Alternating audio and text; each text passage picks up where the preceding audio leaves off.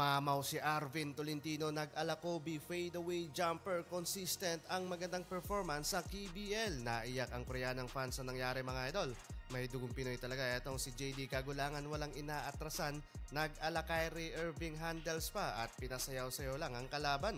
SK Knights versus KT Sonic Boom. This time mga idol, Arvin Tolentino naman kontra sa kupunan ni na JD Kagulangan. Bago magsimula mga idol, ang naging laban, naging emosyon mga idol, ang fans ng SK Knights dahil makakalaban na nila this time ang one of the best scorer nila at yung dati nilang import last season at isa sa nagbuhat sa finals game kontra sa LG Sakers na si Sun Young Kim.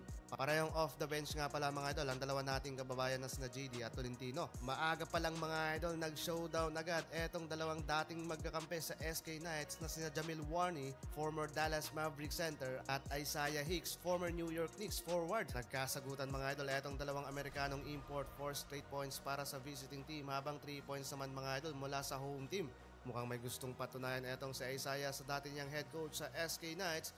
Coast to coast drive at mala LBJ na dakdak mga idol. Sobrang hype doon ang crowd sa nangyari, pero may bawi ang import ng SK Knights. Gandang cut nun mga idol and 200 poster dunk pa. Last 3 minutes ng first quarter, finally pinasok na din mga idol sina Arvin Tolentino ng SK Knights at JD Kagulangan ng KT Sonic Boom. Agad nagpakitang gila si Tolentino sa harap pa yan mga idol ng kanilang head coach. Mid-range floating jump shot sa harap ng big man ng kalaban. Samantalang struggle naman mga idol sa kabila si JD sa offensive play.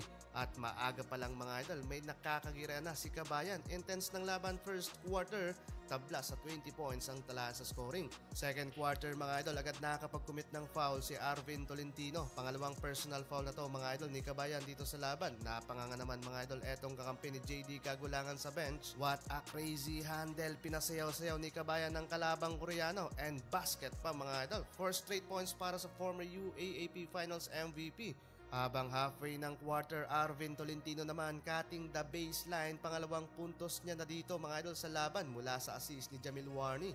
Sinundan pa yan mga idol ng step back 2 points kontra pa yan sa kalabang import. 3 points lead para sa home team, 42-45 end of first half. 9 points kay Tolentino habang 4 points naman kay JD Kagulangan. Heading into second half, aggressive palalo mga idol ang home team. Kontrolado nila buong third quarter at biggest 27-5 run lang naman mga idol. Grabe yun mga idol, tambak malala ang inabot dito ng bisita sa laban. Third best score naman mga idol si Tolentino sa kanilang kupunan, 11 points shooting, 5 of 7 mula sa field. 50-75 end of third quarter. Fourth quarter takeover mode mga idol si JD Kagulangan at gumawa ng 5 straight points. Nag-ala Stephen Curry no-look 3-pointer pa. Pumamada din siya mga idol ng double digit dito sa laban. Yun nga lang, nasayang yon dahil umabot lang naman sa 36 points biggest lead. Bumawi din mga idol si Arvin Tolentino, wing 3-pointer. So far 14 points na mga idol dahil sa malaking kalamangan at advantage ng SK Knights.